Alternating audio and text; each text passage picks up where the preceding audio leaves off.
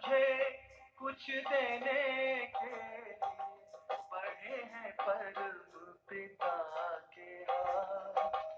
भर ले झोली तू रत्नों से, भर ले झोली तू रत्नों से, सदा रहे ये तेरे साथ। आज तुझे कुछ देने के लिए बढ़े हैं परम पिता के हाथ।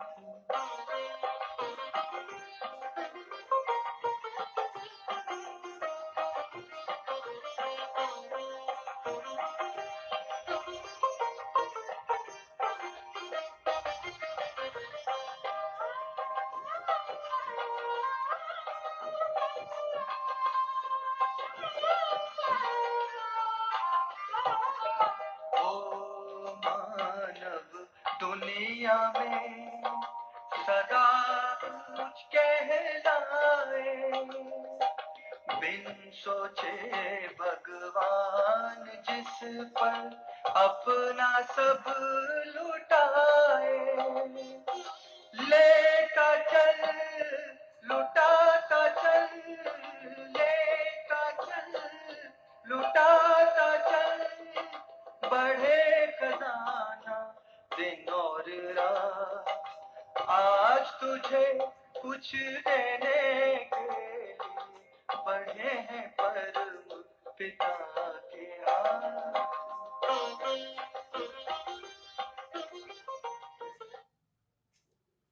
शांति। आज हम परमात्मा पिता के डायरेक्ट महावाक्य शिक्षाओं के रूप में सुनते हैं, क्योंकि परम पिता परमात्मा इतना बहुमूल्य ज्ञान, इतना ऊंचा ज्ञान अपने बच्चों को आकर सुनाते हैं, शिक्षाएं देते हैं कि मेरे बच्चे भटक गए हैं, आत्माएं मेरी भटक गई हैं। कहाँ वो इतनी 16 कला संपूर्ण थी और आज कौड़ी तुल्य बन गई, कोई कला ही नहीं रही है। तो परमात्मा अपने बच्चों को आत्मा और परमात्मा का रहस्य भी बताते हैं कि जैसे आत्मा छोटी सी है, बिंदी रूप है, ऐसे मैं भी तुम्हारा पिता बिंदी स्वरूप हूँ।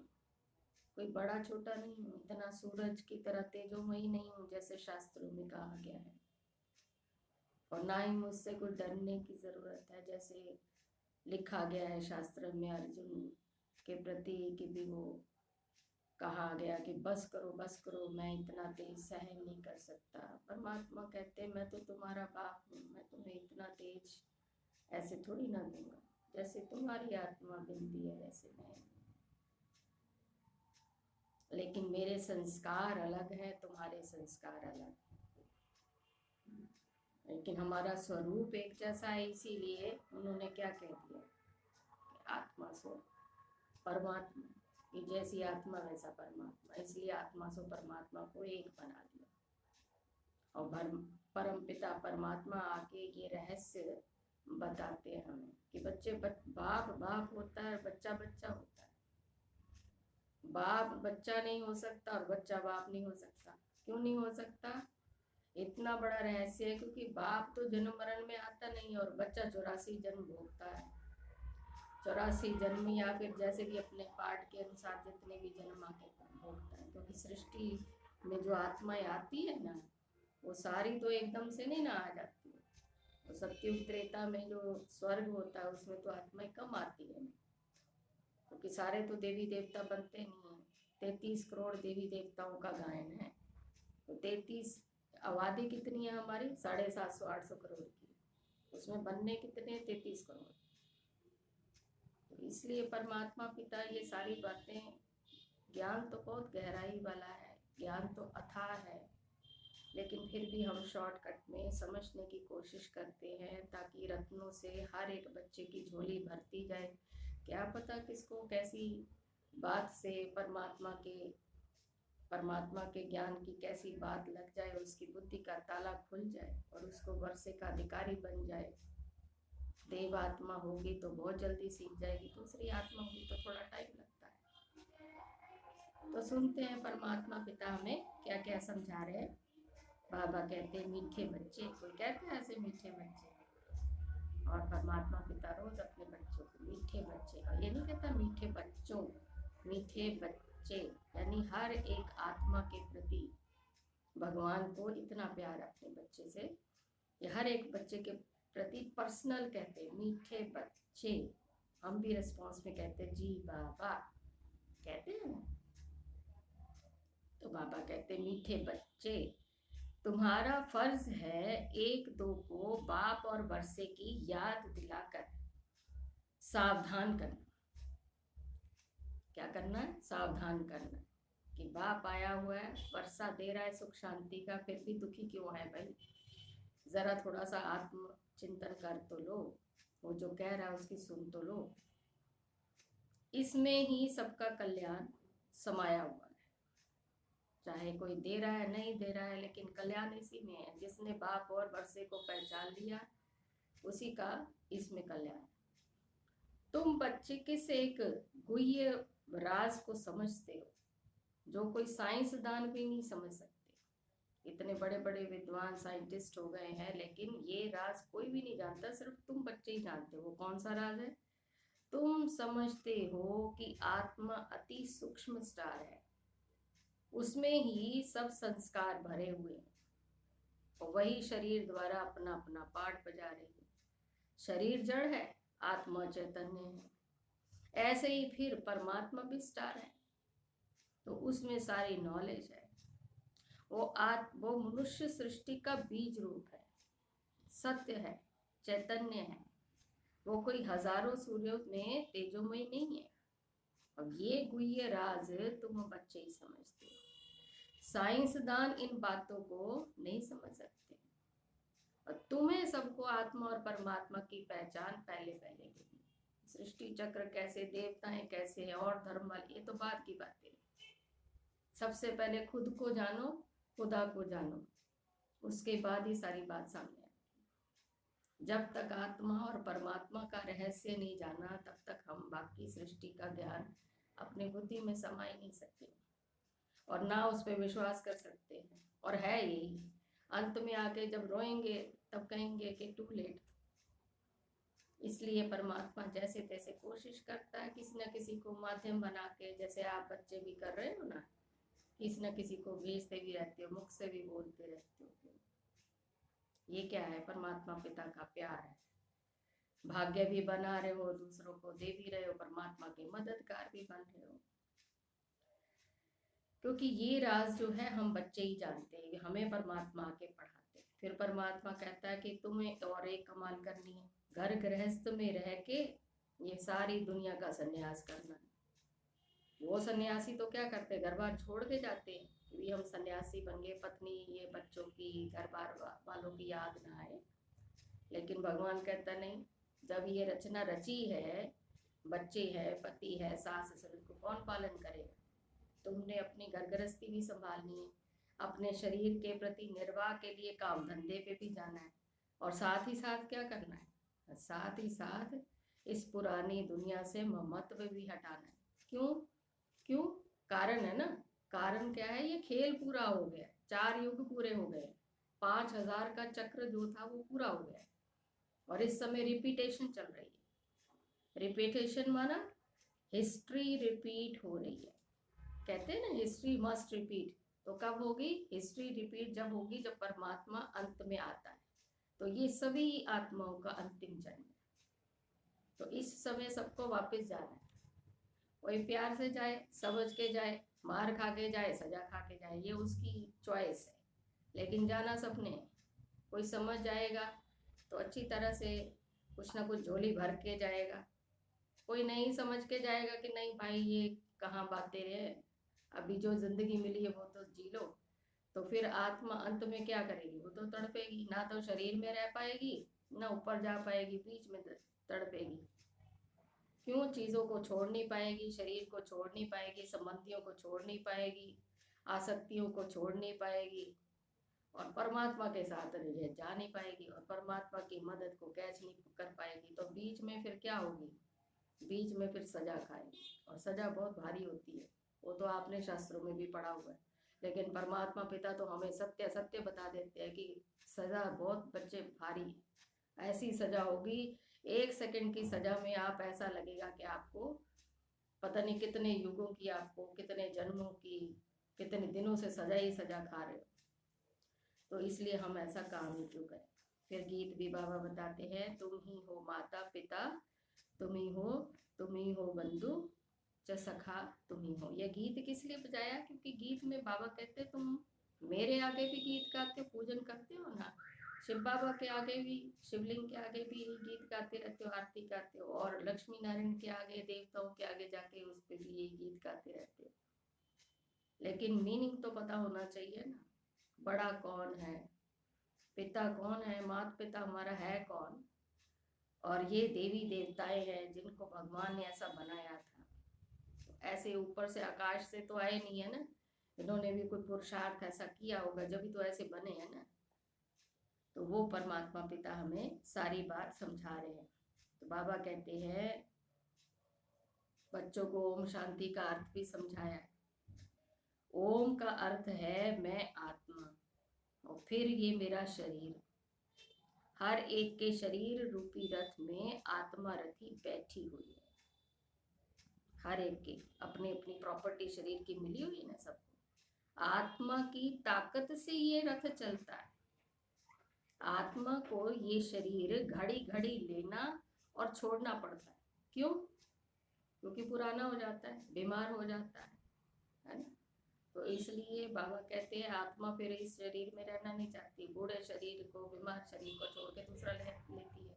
जब छोटा बच्चा होता है तो उसका शरीर कितना अच्छा होता है, उसमें खुश होती है।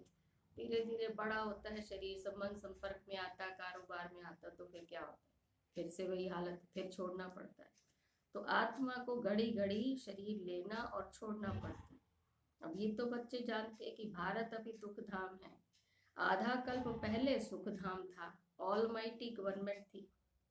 सरकार किसकी थी? ऑलमाइटी, यानी सर्वशक्तिमान की सरकार थी। क्योंकि ऑलमाइटी अथॉरिटी ने भारत में देवताओं के राज्य की स्थापना की थी, और किसी ने देवी देवता धर्म की स्थापना नहीं की, भगवान ने आके की थी, उसकी सरकार थी। वहां एक धर्म था। आज से 5000 वर्ष पहले बरोबर लक्ष्मी नारायण का राज्य था। अब वो राज्य स्थापन करने वाला जरूर बाप ही होगा, उसका रिश्ता तो होगा ना हमारे साथ। क्यों राज्य करेगा किसी के लिए? क्यों हम ऐसी दुनिया बनाएंगे? तो जरूर उसका हमारे साथ संबंध है कि मेरे बच्चे जो इतने 16 कला संपूर्ण हैं, जो इतने मददगार हैं, श्रेष्ठ आत्माएं हैं, विशेष आत्माएं, विशेष कर्तव्य करने वाले हैं, तो उनके लिए दुनिया भी विशेष ही होनी चाहिए। बाप से उनको वर्षा मिला हुआ है, जो लक्ष्मी नारायण यहाँ राज्य करते थे। तो उन्हों की आत्मा ने 84 जन्मों का चक्र लगाया। सबसे पहले सृष्टि पे वही आए ना, तो पूरा इस समय 84 जन्म उन्होंने लगाए। भारतवासी ही इन वर्णों में आते हैं। कौन से वर्ण है? 5 वर्ण गाये हुए हैं ना, शास्त्रों में इतना गायन नहीं है, लेकिन भगवान ने आके बताया कि बच्चे पहले मैं ब्राह्मण बनाता हूँ, फिर वही देवता बनते हैं, वही क्षत्रिय बनते हैं, फिर वैश्य बनते हैं, फिर इस समय शूद्र है। उन शूद्रों में से निकाल निकाल के फिर तुम्हें मैं ब्राह्मण बना रहा हूँ। और कैसे ब्राह्मण? मुख वंशावली, ब्रह्मा के द्वारा। तो पहले तो सबसे पहले ये ब्रह्मा बनेंगे, ब्रह्मा को अडॉप्ट करेंगे। और ये ब्रह्मा का भी नाम पहले क्या होगा, उनको उनका नाम भी छुड़वा दिया, अपना एक युग भी बना लिया, संगम युग, और इनके शरीर को नया नाम दे दिया। फिर इनके द्वारा फिर और दूसरे ब्राह्मण। तो सारी चीज परमात्मा इसी सृष्टि में करते हैं, लेकिन नए तरीके से करते हैं, नवीनता से करते हैं, ताकि पुराने का बिल्कुल महत्व छूट जाए। तो बाबा क्या कहते हैं, उन्हों की आत्मा ने 84 जन्मों का चक्र लगाया है। भारतवासी ही वर्णों में आते हैं, अभी हैं शूद्र वर्ण में। शूद्र वर्ण के बाद सर्वोत्तम ब्राह्मण वर्ण आता है। ब्राह्मण वर्ण माना ब्रह्मा के मुख वंशावली। तो प्रजापिता ब्रह्मा के जरूर अडॉप्टेड बच्चे होंगे। तो बच्चे जानते हैं कि भारत पूज्य था, अब पुजारी है। कैसे पुजारी है? अपनी ही पूजा करने लग गए। जो देवी देवता थे, भक्तों ने उनके चित्र बना के, मंदिर बना बना के तो भारतवासी भी उनके पीछे लग गए, देवी देवता लोग जो थे वो भी पीछे लगे, पुजारी बन गए। तो बाप तो सदैव पूज्य है। क्यों सदैव पूज्य है? क्योंकि वो तो जन्म मरण में आता नहीं है, उसका तो एक शिवलिंग ही है। तो परमात्मा पिता कहते हैं वो आते जरूर है सदैव पूज्य, लेकिन सृष्टि पे क्यों आते हैं बता रहे हैं। पतितों को पावन बनाने कार्य है, परमात्मा का कर्तव्य है कि वो आते जरूर है पतितों को पावन बनाने। आत्मा पहले पहले पवित्र रहती है और फिर पाठ बजाते बजाते पतित बन जाती है। कैसे बन जाती है? सबसे पहले गोल्डन एज में होती है, फिर सिल्वर एज में आती है, फिर कॉपर में आती है और फिर आयरन में। इस समय भगवान मिला तो हमारी आत्मा इस समय डायमंड एज में, हीरे तुल्य। परमात्मा बाप के साथ हमारा पाठ चल रहा है, जैसा बाप कर्तव्य कर रहा है ऐसे हम भी कर्तव्य कर रहे हैं। तो परमात्मा पिता कहते हैं इन स्टेजेस में मनुष्य को आना है जरूर, ये गोल्डन सिल्वर कॉपर ये स्टेजेस में आना है जरूर। सारा चक्र लगाकर पिछाड़ी में तमो प्रधान झूठा जेवर बनना है, क्योंकि कोई भी चीज पुरानी तो होती ही है। तो सब आत्माएं ईश्वर के लिए झूठ बोलती रहती है। जब झूठा जेवर बन जाता है, आत्मा भी झूठी हो गई, शरीर भी झूठा, तो बोलेगी भी कैसी? सच तो बोल नहीं पाएगी, झूठ ही बोलती। क्या झूठ बोलती है वो बता रहे हैं, क्योंकि उनको सिखाया गया है कि ईश्वर सर्वव्यापी है। एक दादा दादी परदादा दादी जो बोलते आ रहे हैं वही बच्चे आज बोल रहे हैं कि ईश्वर सर्वव्यापी, कण कण में भगवान है, नाम रूप से न्यारा है, आत्मा सो परमात्मा, पता नहीं कितना कुछ कह दिया। तो परमात्मा पिता बता रहे हैं कि सिखाया गया है उनको ईश्वर सर्वव्यापी। गाते भी हैं कि तुम माता पिता, मुंह से बोल रहे हैं, मान भी रहे हैं, लेकिन किसके आगे? लक्ष्मी नारायण के आगे भी जाकर महिमा करते हैं। परंतु उनको तो अपना एक बच्चा और बच्ची होता है। सतयुग में अपना बच्चा बच्ची उनको माता पिता कहेगा, सारी जनता थोड़ी माता पिता कहेगी। अगर सारी जनता होती, जितनी भी आबादी है वो माता पिता लक्ष्मी नारायण को कहते तो लक्ष्मी नारायण सदगति करते, गति करते, लेकिन वो तो करते नहीं है। तो जैसा सुख राजा रानी को वैसा सुख बच्चों को रहता है। जहाँ सतयुग में वो माता पिता बनते हैं, सबको सुख घनेरे हैं। अभी तो वो 84वें अंतिम जन्म में, अन्य जो देवी देवता लोग हैं वो भी सारे इसी जन्म में यहाँ पे भटक रहे हैं। कोई पूजा कर रहा है, कोई दूसरे धर्म में कन्वर्ट हो गया है, कोई यज्ञ तप कर रहा है। तो अंतिम जन्म में दुख घनेरे। बाप कहते हैं अब फिर से तुमको राजयोग सिखलाता हूँ। बच्चों को समझाया है कि इस रथ में रथी आत्मा बैठा हुआ है, इस रथ में रथी आत्मा बैठा है। ऐसे ही ब्रह्मा के रथ में परमात्मा रथी बैठे हुए हैं। तो ये रथी पहले 16 कला संपूर्ण था। कौन रथी? ब्रह्मा बाबा के बारे में बोल रहे हैं कि ये रथी जो था पहले 16 कला संपूर्ण श्री कृष्ण की आत्मा है। तो जो सबसे पहले सृष्टि पे आती है वो आत्मा है। अब 9 कला, अब इसमें भी कोई कला नहीं है। अगर ये ज्ञान वाले होते तो बूढ़े तन में आके देते, पहले से ही देना शुरू कर देते, कितने शिष्य बना लेते, कितनी संस्थाएं बना लेते, कितनी ब्रांचेस खोल लेते। लेकिन इनमें पहले ज्ञान नहीं था। तो बाबा कहते हैं अभी ये रथी पहले 16 कला संपूर्ण था, अब 9 कला। कहते भी है ना कि मुझ निर्गुण हारे में अब कोई गुण नहीं, आप ही तरस परोई, अर्थात रहम करो, कोई में भी गुण नहीं। सतयुग में नदियों में भी बड़ी स्वच्छ साफ स्वच्छ होंगी नदियां भी। तो बाबा कहते सारे के सारे बिल्कुल दुखी पतित हैं इस समय। तो गंगा यानी उसमें पावन होने के लिए जाते हैं, इसलिए बाबा नदियों के ऊपर आ गए हैं कि सतयुग में जो नदियां होती हैं वो बड़ी साफ और स्वच्छ होंगी। नदियों में किचड़ा कुछ भी नहीं पड़ता है। यहाँ तो देखो किचड़ा पड़ा रहता है, सागर में सारा गंद जाता है, और सतयुग में तो ऐसा हो ही नहीं सकता, लॉ ही नहीं है, सब चीजें पवित्र रहती हैं। सतयुग की बात बता रहे, हमने तो देखा नहीं है, लेकिन परमात्मा पिता सतयुग की दृश्य दिखाते हैं, बातों से, मुरली के महावाक्यों से बताते कि सतयुग में क्या होगा, सारी चीजें पवित्र रहती। तो बाप समझाते हैं कि अभी बच्चे सबका ये अंतिम जन्म है, खेल पूरा होता है ना, तो इस खेल की लिमिट ही है 5000 वर्ष। उन्होंने तो 40,000 वर्ष कह दिए ना, तो 40,000 का हिसाब कौन लगाएगा? और परमात्मा पिता कहते हैं 5,000 का तो तुम्हारे से लगाया नहीं जा रहा और 40,000 लिख के बैठ गए। जिस ऋषि मुनि ने ग्रंथ बनाया, यानी वेद व्यास जी ने जो ग्रंथ बनाया जब लिखा था, उसी को ही आज पढ़ते आ रहे तो 40,000 माना हमारे दादा परदादा के भी परदादा जो लिख के गए, आज हम भी वही बोलते जाए, अरे उनको तो कितना समय हो गया, तो चेंज तो होगा ना। तो इसलिए परमात्मा पिता कहते हैं इसकी लिमिट ही है 5,000 वर्ष। ये निराकार शिव बाबा समझाते हैं, वो है निराकार, सबसे ऊंच परम धाम में रहने वाला। परम धाम से तो हम सब आए हैं। अभी कलयुग अंत में ड्रामा पूरा हो, फिर से हिस्ट्री रिपीट होती है। अब देवी देवता धर्म की स्थापना होती है संगम पर। ये संगम युग भगवान ने छोटा सा बनाया, लीप युग है, उसमें भी वो 87 वर्ष तो बीत गया, अब तो रह ही कुछ नहीं गया, समय ही नहीं है हमारे पास। बाप आकर इस रथ में विराजमान होते हैं। ये जो रथ है इसमें रथ में विराजमान होते हैं। घोड़े गाड़ी की तो कोई बात नहीं है, जैसे महाभारत की बताया है ना कि घोड़ा गाड़ी में बैठे हुए हैं, श्री कृष्ण जी बैठे हुए हैं ना, तो ऐसी कोई बात नहीं है। बाबा कहते हैं इस रथ में साधारण बूढ़े तन में प्रवेश करते हैं। नहीं तो ब्रह्मा जी का गायन है, लेकिन ब्रह्मा जी का कोई पीछे का ऑक्यूपेशन नहीं है, उनके माता पिता कौन है, कैसे ही ब्रह्मा, बूढ़ा तो नहीं पैदा हो गया ब्रह्मा, लेकिन दिखाते बूढ़ा है, तो कैसे बूढ़े को ब्रह्मा कैसे कहा गया, कोई जन्म तो होगा ना, कैसे उसने पालना ली होगी, कैसे की, लेकिन इसका कोई गायन नहीं, क्योंकि ब्रह्मा को अडॉप्ट ही भगवान बूढ़े तन में आके करता है।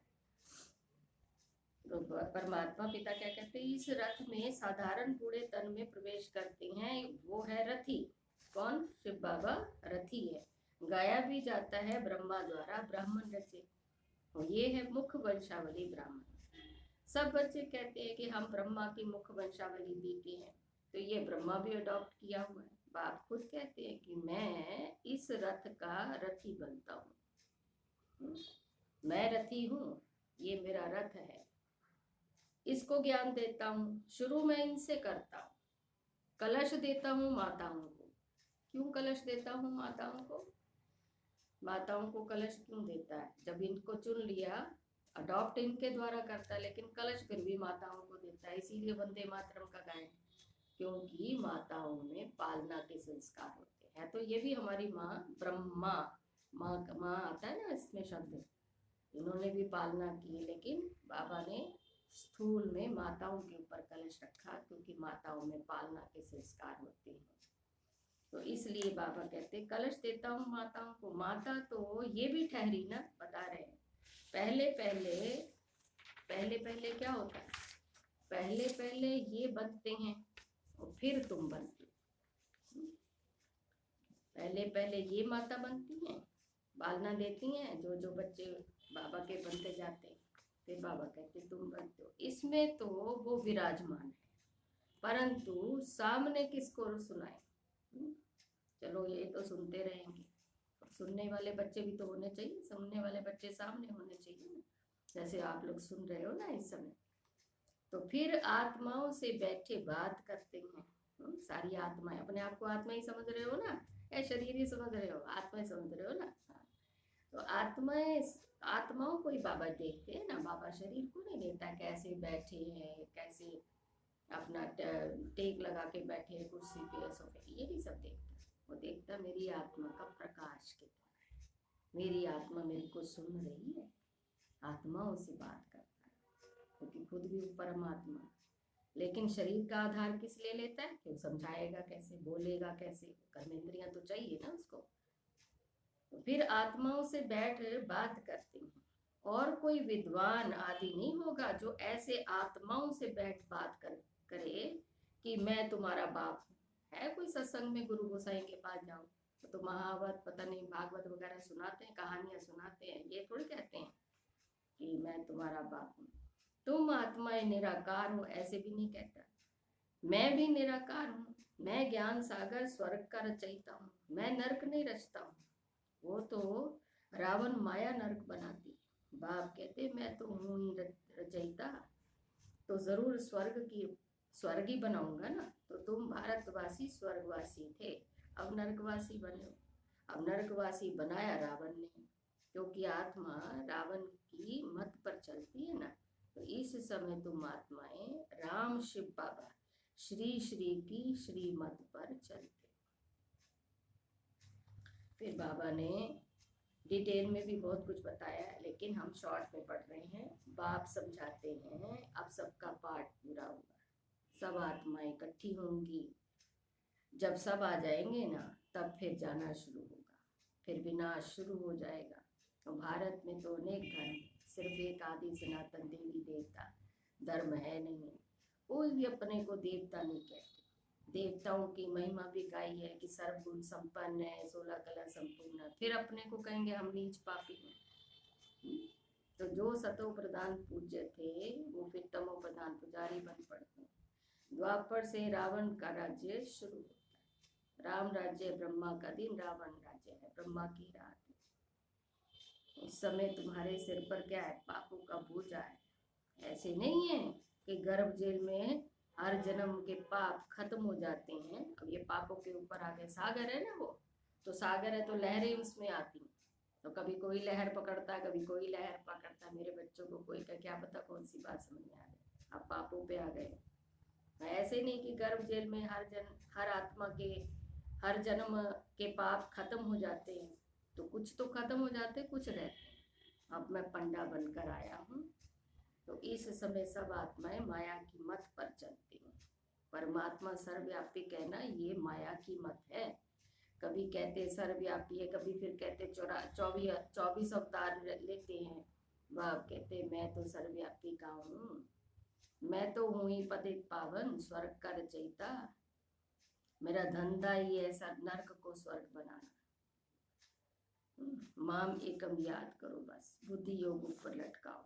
जहाँ जाना है उनको याद करना होता है। एक बाप बस, दूसरा ना कोई। वही सच्चा पातशाह है, सच सुनाने वाला। आके सत्य सुनाता है। तो तुम्हें कोई भी अपना चित्र को नहीं देखना है, चित्र को याद नहीं करना है, क्योंकि मैं ही हूँ तुम्हें सदगति देने वाला। और रथी बन, पहले इनको बैठ ज्ञान देता हूँ। इनकी आत्मा में ज्ञान नहीं था पहले, पतित थी। जैसे इनकी आत्मा रथी बोलती है ना शरीर से, वैसे मैं भी इन ऑर्गन्स से बोलता हूँ। नहीं तो फिर कैसे समझाऊं? तुम बच्चों को कैसे समझाऊं? ब्राह्मण रचने लिए ब्रह्मा तो जरूर चाहिए ना मुझे। तो जो ब्राह्मण फिर नारायण बनेगा। अभी तुम बच्चे ब्रह्मा की औलाद हो, फिर सूर्यवंशी श्री नारायण के घराने में आ जाएंगे। तो बाप तो बच्चे निराकार सभी आत्माओं का बाप है। फिर उनके लिए कहते हो सर्वव्यापी।